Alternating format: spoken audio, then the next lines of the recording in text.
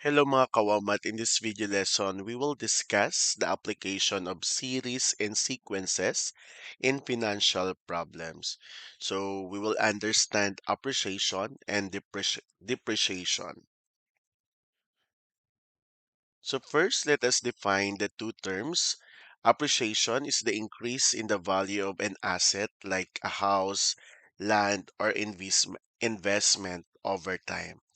It often happens because of factors like demand, improvements, or inflations. So example of this, like for example, a buyer purchases a home for 2,500,000. So due to market demand and neighborhood development, the home's value appreciates by 5% every year. Another example, an investor buys 100 ounces of gold when the price is 95,000 per ounce. Over time, as a traditional hedge against inflation. So the price of gold appreciates by 4% per year. So, yan po yung mga value, yung mga bagay na tumataas, no? Pag binili natin. So, kagaya ng lupa, no? Tumataas pa rin yung value. Yung mga investment natin, yung ginto, pag bumili ka ng mga ginto, of course, tumataas yung value, no? After a year or after 5 years, so malaki na yung amount niyan. Next is depreciation. Depreciation is the term for the decrease in the value of an asset over time, often due to wear and tear, age, or becoming obsolete. So, ano yung mga value na kapag binili natin ngayon, so after a year, after 2 years, 3 years, o pagdaan ng mga ilang taon ay bumababa ng value. So, yung mga sasakyan, okay?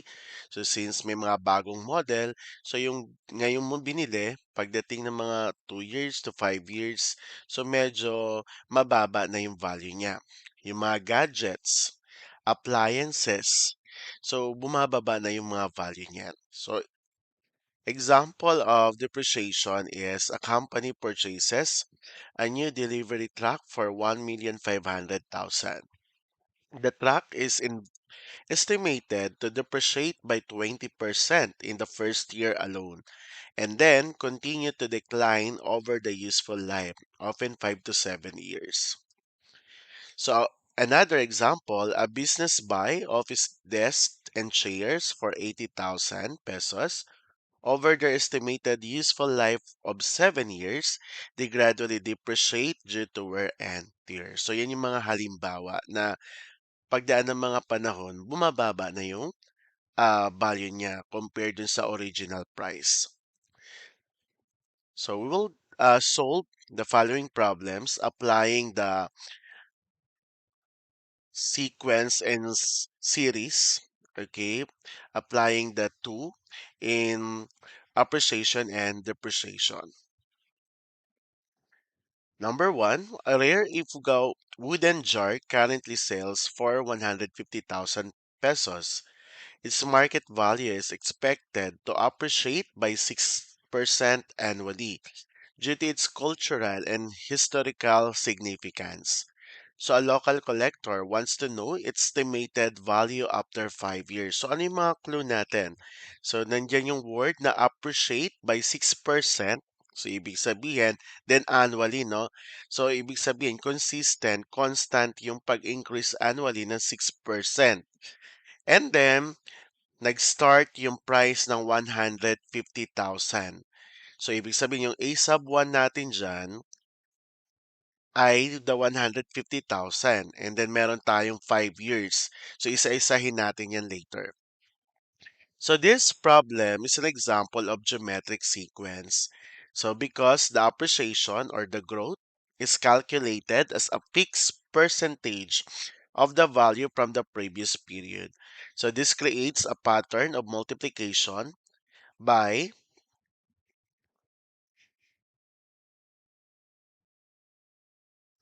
a constant factor. So which is the definition of geometric sequence. So isa-isahin natin ang given natin.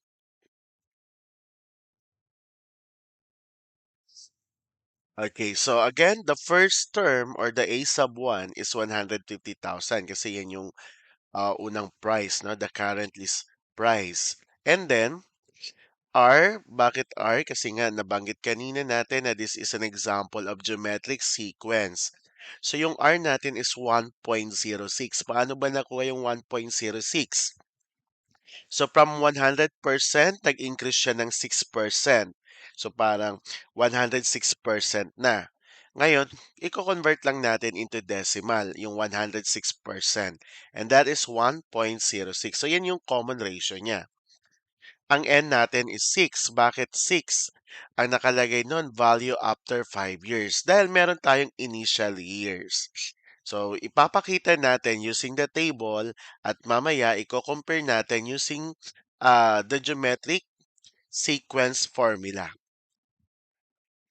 Okay, using the table, so bakit nga yung N natin in 6 kasama po yung initial year natin. So, kaya siya 6. So, for term 1,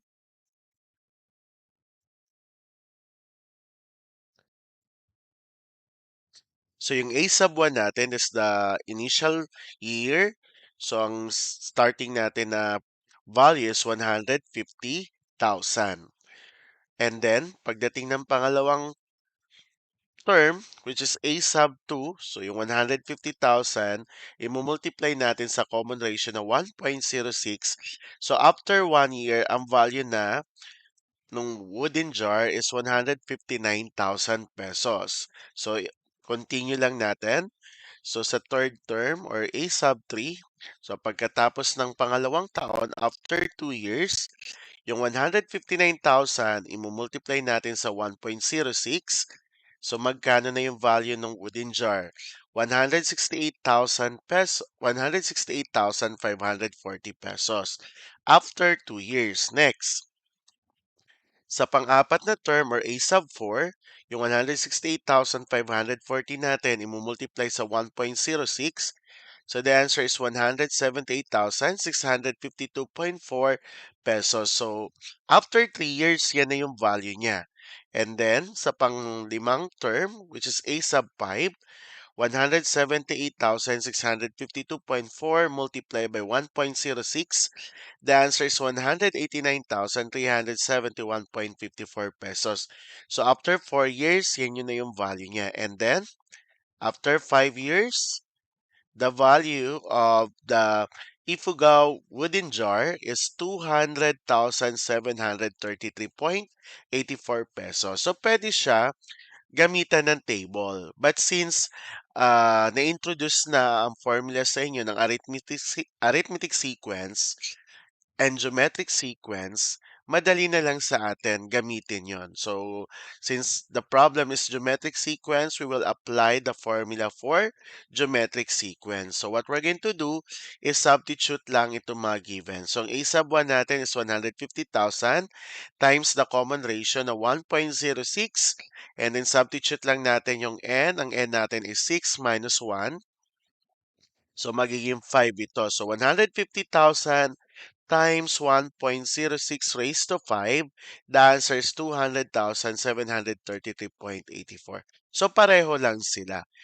So, pero mas mabilis natin makompute kapag gagamit na tayo ng formula. So, without the table, so kayang-kaya nyo na i-compute using the formula.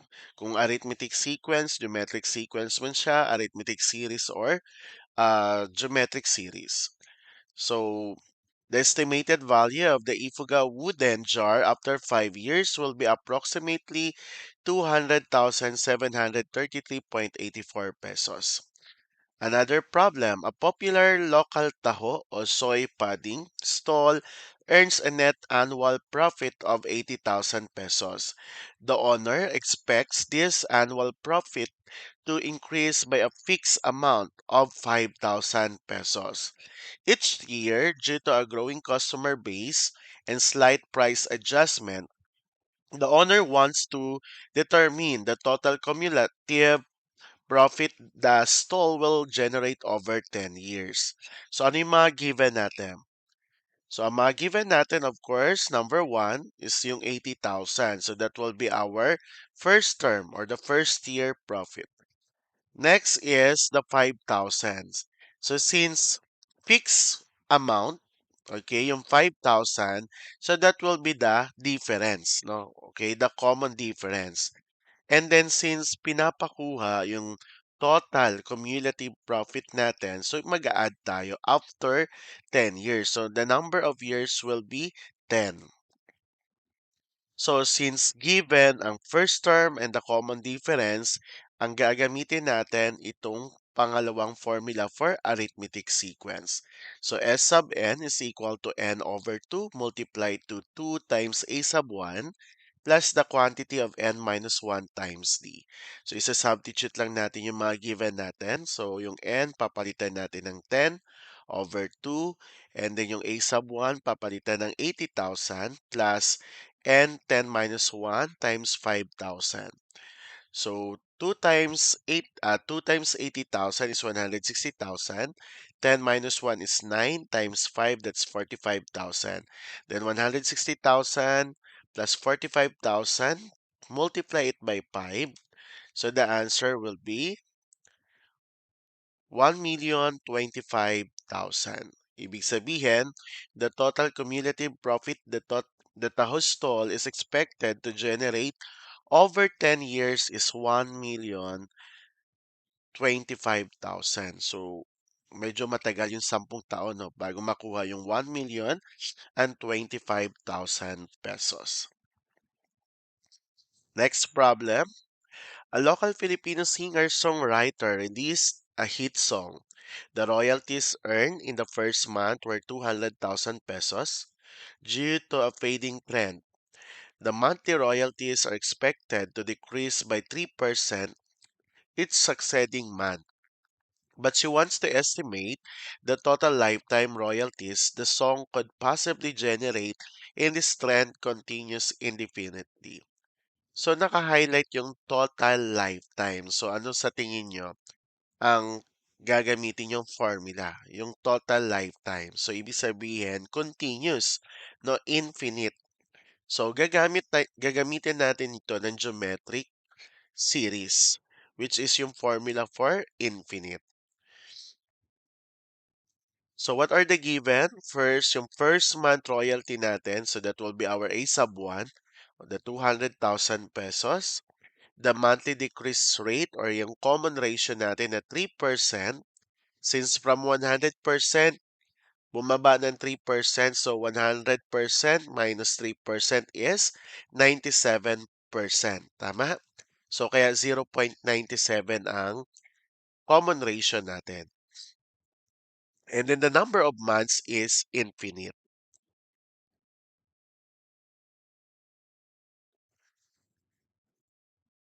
So again, yung clue natin na total lifetime, so yung magsasabi sa atin na ang gagamitin natin formula is the geometric series for infinite. Okay? Infinite series yan. So this will be the formula. A sub 1 over 1 minus R. So ano yung A sub 1 natin? That is 200,000 divided by 1 minus 0.97. So using your calculator, the answer or the approximately value is 6,666,666.67 pesos. So that will be the estimated total lifetime royalties the song will generate is approximately 6,666,666.67 pesos. Problem number 4. A local ride-sharing operator purchased a new sedan for 950,000 pesos. Due to continuous use and standard wear and tear, the vehicle's market value expected to depreciate by 12% annually. So the operator wants to estimate the car's resale value after 4 years. So what are the given? Since the first term is 950,000, that is the purchase price. And the rate of depreciation is 12%. So from 100%, nagbawas ng 12% since ang nakalagay naman dyan is the vehicle expected to depreciate 12% annually. So fix yung 12%. This will be our difference or the common ratio. Uh, check natin later, no, what will be the formula. Next is the common ratio will be 1 minus 0.12. So, geometric sequence since growth, pababa, multiply natin, and then uh, annually kasi, no, 12% annually pababa. So 1 minus 0.12, so 100% minus 12% is 88%. So yung 88% sa decimal is 0.88. And then since yung n natin is 5, bakit pala 5? Since ang nakalagay lang, the car's resale value after 4 years. So kagaya rin ito nung nauna natin problem na merong initial year. So nag-a-add tayo ng 1 dun sa n natin. So kung after 4 years, magiging 5 yung n natin kasi kasama yung year 0. So since this is geometric sequence, we will use this formula. So a sub 1 multiplied by r raised to n minus 1. So 950,000 times 0.88 na common ratio raised to, yung n natin is 5 minus 1 and that will become 4. 950,000 times 0.88 raised to 4. The answer is, or this the equivalent value will be 569,710.59 pesos. So the estimated resale value of the ride-sharing vehicle after 4 years will be approximately 569,710.59 pesos. So this is the last problem. A small Filipino restaurant purchased an industrial freezer for 60,000 pesos. The owner uses the straight line depreciation method where the value decreases by a fixed amount of 4,000 pesos each year until it's reached its scrap value. So the owner wants to know the freezer's book value after 8 years. So what will be the given? So the cost of the freezer, that's the first term or the 60,000. The annual depreciation, bakit siya naging negative 4,000 since pababa? And then the number of years will be A sub n plus 1. So after 8 years, magdagdag lang tayo ng 1, no? So that's why yung n natin is 9. Kasi kasama yung year 0. So using the arithmetic sequence, we will use the arithmetic sequence. So 60,000 plus yung n natin is 9 minus 1. And the common difference is negative 4,000. So 60,000 plus 8 multiplied by, that's negative 4,000. Okay, so wait for a while. So 60,000 plus 8 multiplied by negative 4,000. So 8 times negative 4,000 is negative 32,000. So 60,000 plus negative 32,000 is 28,000. So ibig sabihin, the book value of the industrial freezer after 8 years is 28,000 pesos. Thank you for watching this video. I hope you learned something. Don't forget to like, subscribe, and hit the bell button para updated kayo for more video tutorial. This is your guide in learning your math lesson, your Wow Math channel.